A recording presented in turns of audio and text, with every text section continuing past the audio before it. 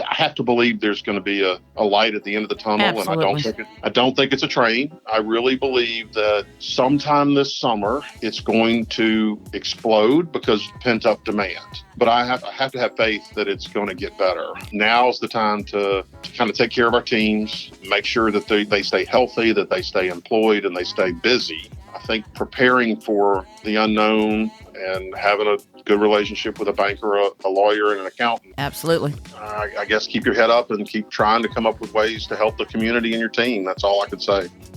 Hey, everybody. Today, we're going to give a win-win-win coronavirus business story. This thing's gone truly viral all over the region, and nationally, it's a feel-good media story. We're going to talk with Joe Calagaz of Calagaz Printing. It's a commercial printer known for their menu and restaurant printing.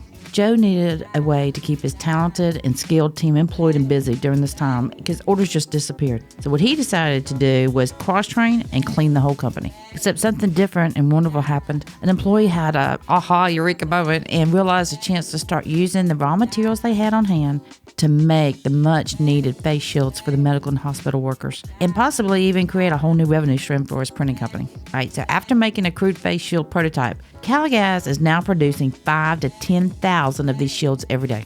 On this episode, you're going to learn how Joe and his team turned disruption into much-needed new orders coming in. The healthcare world has a new source of much-needed equipment. Calagaz employees are engaged and super excited to be a part of this business innovation, the new revenue source, protecting frontline medical workers, and a media story everyone is talking about. Calagaz's story has blown up on social media with 350,000 views. Local and state traditional media has picked up the story. And not only that, mayors and governors are contacting Joe and sharing his success stories to inspire others. Calagaz has made a splash across the whole printing industry and shared their idea, design, and prototype to any other printers across the country that will listen, so they can start filling their needed orders and supply the much-needed healthcare worker with protective equipment. Plus, Spring Hill College marketing professor and PR professional Stacy Wellborn is in the studio, and she's going to explain her role in sharing Calagaz's smart business and feel-good story in a time when we all need some good news. Hey, I'm Karen. I'm a former CPA, entrepreneur, business consultant with big ideas, and I'm the mom. I'm Katie. I'm a payroll specialist, business owner, and detail-oriented person that makes things happen, and I'm the daughter. Welcome to Cheers to Business.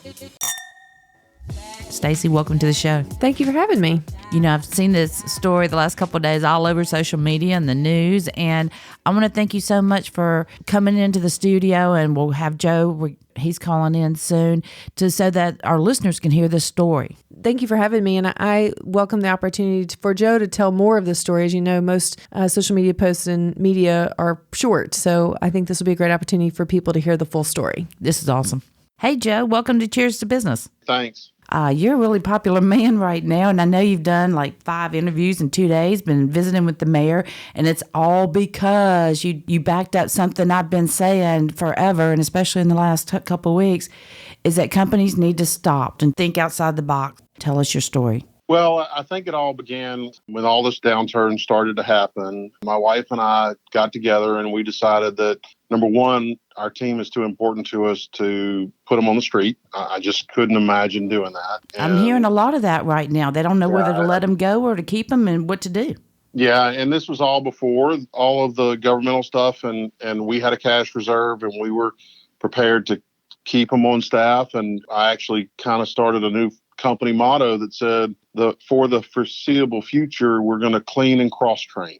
And that's what we were going to do. We're a pretty skilled environment with printing presses and those kinds of things, but not everybody can run every piece of equipment. So we decided that what we were going to do is we were going to use this time to get better. So that on the other side of it, we had a better trained staff and the facility was in better shape and that kind of stuff. I think that kind of gave my staff a way to think outside the box. And Michael Cuesta, who is my director of sales, he saw an article online that said the face shields were becoming a real problem for the healthcare industry.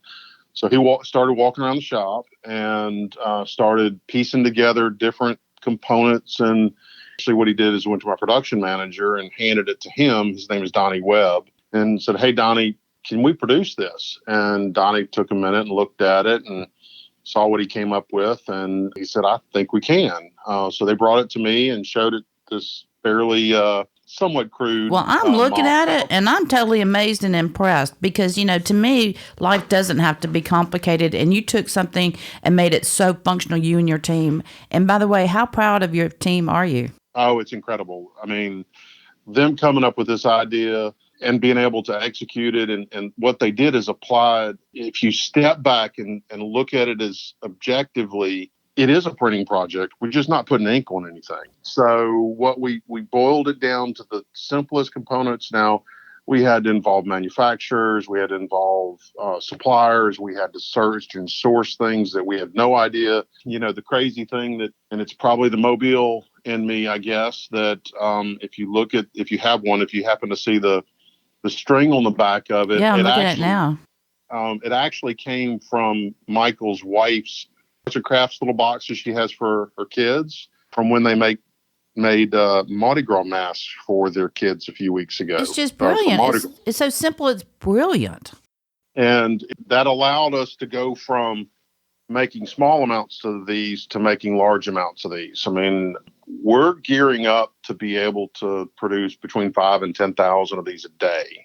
It's because we saw it as a printing project. Again, we're not putting ink on it, but we're doing everything else. It's a kitting project. It's a resource project. It's a die cutting project. And we were able to take some of the different things inside of our shop and kind of repurpose them and make them do what's necessary to produce these in volume. Right. I'll tell you something else, and I know you come from a long line of reinventors, or, you guys have always known to re-devise yourself. And so, but I want to meet you face to face because something else you've done and you and your team is that, number one, getting the community involved. Number two, we did a whole show one time on knowledge sharing. And you have reached out to the other printers, not asking for anything in return, and shared this knowledge with them. And I think that's so huge. It's not about the dollar today. It's about saving us all for the long run. Well, it's actually what I did this weekend is, and this was kind of my plan all along, is because based on the way the hospitals reacted to the idea, I felt the need was going to be significant nationwide. So the first thing I did was reach out to a really good friend of mine that's in California, and I shared the idea with her. She's equipped the same way I am, and actually she's got 2 of everything that I have, so she can produce even more. And obviously California is in the middle of the hot spot of the world in the U.S., is part of them anyway.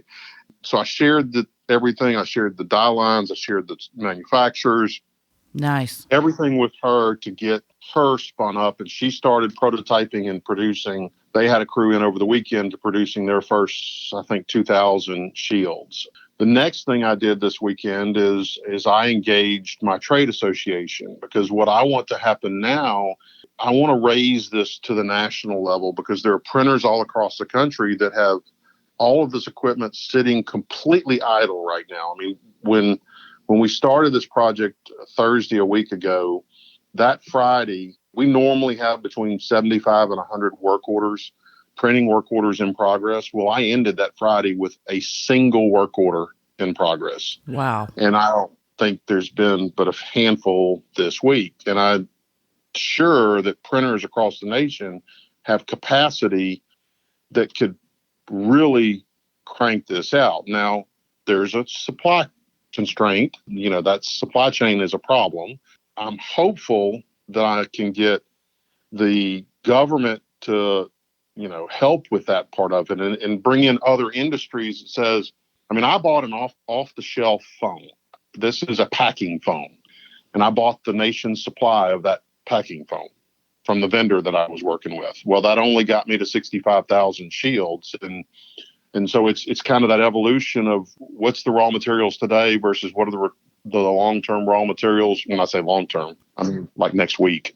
So it's changing kind of that fast that every day something's different. And while we're talking about foam, is I think right before we started on the podcast, someone from Alabama has reached out and says they can produce me foam. So we're hopefully going to change that today. And this is why I love business. This is why. This is so fantastic. The energy is contagious and the hope. And the foam you're talking about, I'm looking at one, and it goes across the forehead because I've seen people with the scars and stuff, from wearing the same mask all day long. Now, this is the shield. They still wear a mask, right? I think in some cases they wear a mask underneath it, and in some cases they don't. It depends on the exposure and what function the healthcare worker is performing. Gotcha. But remember, I'm a printer. I don't really know much about healthcare. I'm learning more and more. We actually are prototyping today what we're calling an eye shield, which will attach directly to a cloth mask. So a lot of the hospitals have a lot of standard cloth masks. Well, they don't have the plastic shield to protect their eyes. So this will be a product that will go onto the actual mask. I mean, they'll have adhesive tape on it. They'll peel the tape off and they'll attach it to the mask they're getting ready to use. Those, if I can get raw materials, I can produce in the tens of thousands a day. It's the process used in that. It's the first half of the process that I'm using to create the face shield with the foam and the string and all that. If I just provide them an eye shield that protects their eyes, if that is an acceptable product for the hospitals, and when we deliver our first batch of face shields today, we're going to take them those prototypes and just ask them. They have a current product that is a mask with an eye shield already attached by the manufacturer. What I'm hopeful is that, and I'm trying to kind of focus in on the hospitals and the healthcare workers. I mean, and really when I say that, I mean, it could be anything from emergency medical, whoever, medical professionals, and let them figure out the best need and use case for what we're able to provide. That makes total sense. Yeah. I mean, they're the guys that know where it needs to be and how it needs to be, and let them protect their workers as they start testing and start treating and all those kinds of things. Joe, what's the best advice that you think going through this that other small businesses that are really struggling right now, what would you tell them? I've been kind of telling my peers that I have to believe there's going to be a light at the end of the tunnel. Absolutely. And I don't think it's a train. I really believe that sometime this summer it's going to explode because pent up demand. Now that's just me thinking it's going to happen, but I have to have faith that it's going to get better. Now's the time to kind of take care of our teams, make sure that they stay healthy, that they stay employed, and they stay busy as possible. I feel like we all have to really try to prepare for these unknown things. I mean, I do SWOT analysis, and I don't think I've ever identified a pandemic on my threats. I just don't ever think anybody thought that. But I think preparing for the unknown and having a good relationship with a banker, a lawyer, and an accountant. Absolutely. In addition to my customers, that's my grandfather. Actually, that's one of the things I tell people all the time is that, you stay in business because you're customers, but what keeps your business going is your lawyer, your banker, and your accountant, because they help you keep what the business side of business running on the right track. Well, honey, you are a preacher. I was a CPA for 25 years and had a practice. So, yeah, I'm totally right there with you. And I want you to know that I admire what you're doing so much. Stacy, I think you have a question. Yeah, Joe, will you talk a little bit about what the reaction has been? I mean, you walked into this and took a leap of faith and started producing and buying materials. Will you talk a little bit about what the reaction has been? Well, it's been overwhelming. I'll be honest, I'm not the guy that typically stands in front of cameras or does phone interviews. That's just not kind of been my thing in the past. So that's outside my comfort zone. But the reaction, I've never seen anything like this. I've never experienced anything like this on the social media side of things, and the outpouring of support. And I mean, I think this kind of speaks volumes, is that because of that Facebook post, we have maybe 330,000 reaches and maybe 3,500 shares. And I think I looked at the statistics, and I'm quoting from memory. Out of all of those shares and likes and all of that, I think we might have had 3 negative ones. To me, that just shows that people are behind this idea. People want positive things to be going on. If you put something on social, it tends to garner somebody that doesn't like it. Right now, Joe, this is so positive that I think those three people, probably nothing makes them happy. So, oh well, That's right, wipe it off. Just wipe it off, let it go. Because here's my cheers to you, Joe. Joe, to the three things that I wrote down while you were talking. 1, have a cash reserve. 2, clean. Work on your business, cross-train, always get better. And 3, think outside the box. So do you think you have a new dynamic now? The employees feel so engaged and just honored to be able to provide these for, the healthcare. Some of these things are tearing your heart out of it. I have a daughter or a son or a family member that works in the healthcare world, and they're concerned about their life. And our team is seeing all that, and they're recognizing they're just providing a little bit of protection, a little bit of comfort for those individuals. And yeah, the dynamic has changed quite a bit.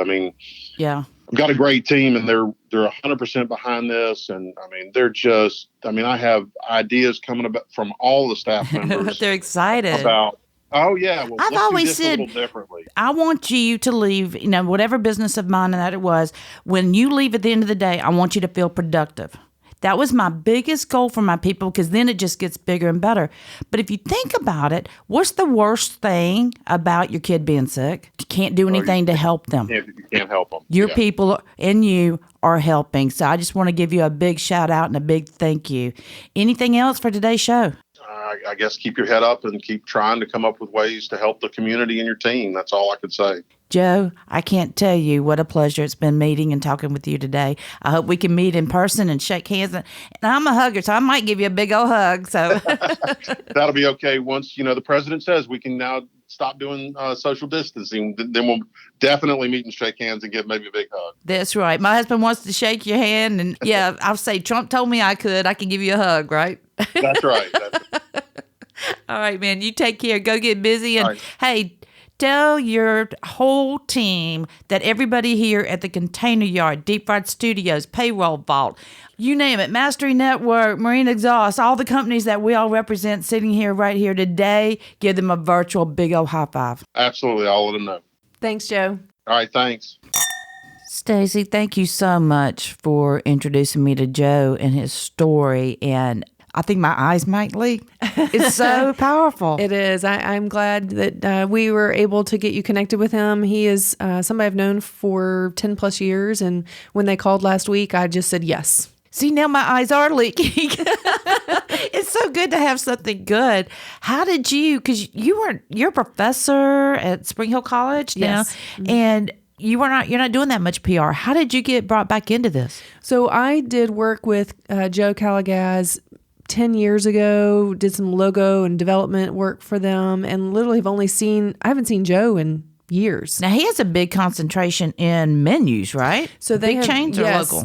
They do national printing for restaurant chains. Oh, cool. Is really their focus area. They do local printing as well, but that's been their focus for the last 8 or 10 years. Can you ask him to take about 50 items off the Ruby Tuesday menu? Because that really hurts my head.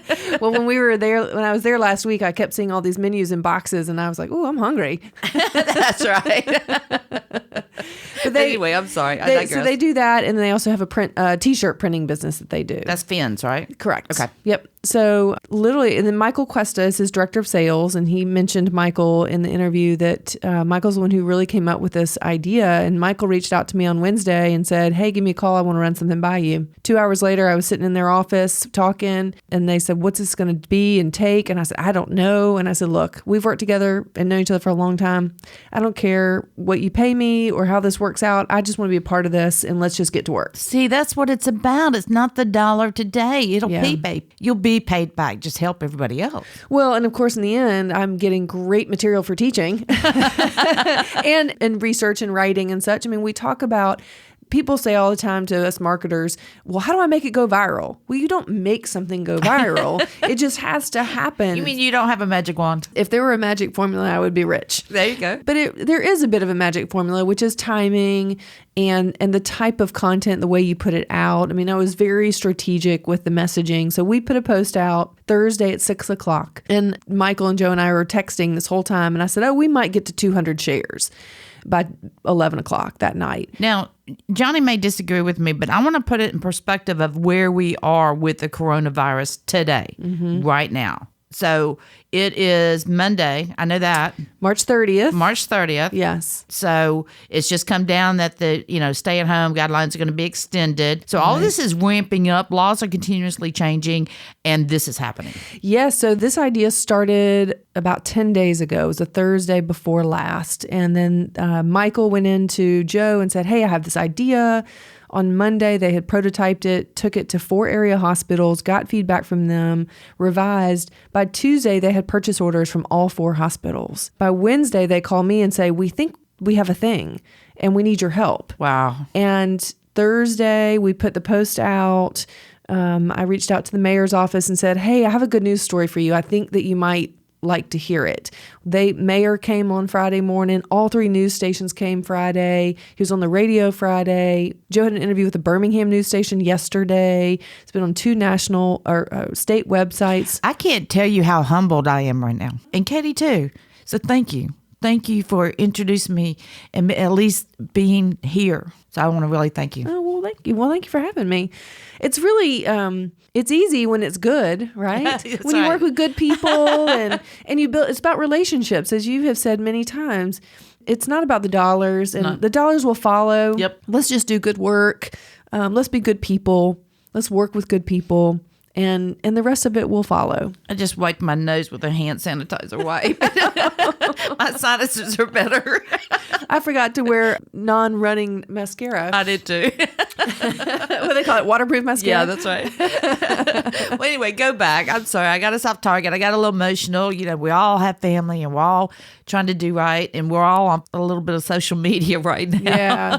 Well, I think social media is so great. When this came and I said to Joe, I said, again, there's not a formula for making something go viral, but everybody is craving good news right now. If you turn on the TV, it's just bad news. Yeah. And a fair amount of social media is bad news. Yeah. So I think that's what happened. It was the right story at the right time. We just put out a couple of photos of real people in a print shop. It wasn't a perfect photo or any of that. Like, it doesn't have to be perfect. That's what I want people to also get out of it, is that when you do social media, you don't have to have perfect images. Just let your images tell the story. Be real. And be real. And we literally... I'm more attracted to what's real. Yeah. And so in the post, I wrote, we are a printer focused on the restaurant industry. And given the situation, we found a way to do something to help. And we are here to help. And it's not about making money. It's not about fame. All of that, all the exposure has been great, but that wasn't the goal either. Right. The goal was to get these face shields to the healthcare workers. Can you imagine being part of something that you help change people's lives? And I think that is such a big part of what, we all have our talents, but don't you want to make somebody else a little bit better? All the time. And I think that, to me, 2008 was caused by greed. One word could sum up the whole thing. And I think when people are just a little bit selfless, and that's why I've been preaching, just stop for a second, take a breath, look at your business. A lot of business people don't like numbers. That blows my mind. Then find you someone who does. Right. Find you a PR person. If that's not where your talent lies. And they go, well, I don't have any money. Well, nobody has any money right now. Well, and one of the things I said to them was, you're a printer. And I need like business cards and stuff. So said to Joe, you're a printer and I'm a marketer and I need things printed. So maybe part of my payment will be printing. Absolutely. You pay him to print. He does this for you.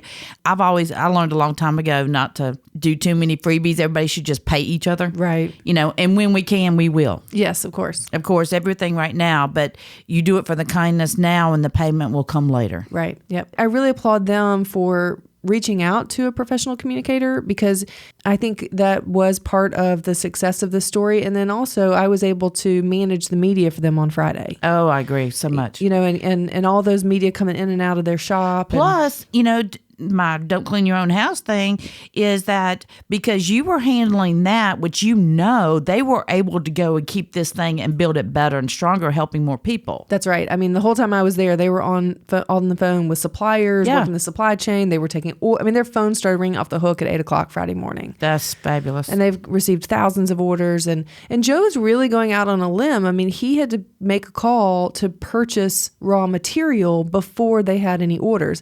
this isn't their business. This isn't what they do. I mean, he's really going out on a limb and investing tens of thousands of dollars. That's because the G in gut stands for God. I'm telling you, his gut was telling him what to do. That's right. So he does. I think he trusts his gut, and he's been a successful businessman for more than 20 years. So exactly. you don't do that if you don't trust your gut. He got it in 91, and I was thinking when I heard that or read it or something, I'm going, well, but Katie was born in 92. Sorry, Katie. She's with the kids today. Everybody knows she's taking care of business. Her and I are going to meet up later on.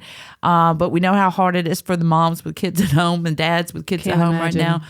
But so I know that's a long time. Yeah. So Calagaz, as Joe mentioned, his grandfather started Calagaz originally in 1955. Yeah.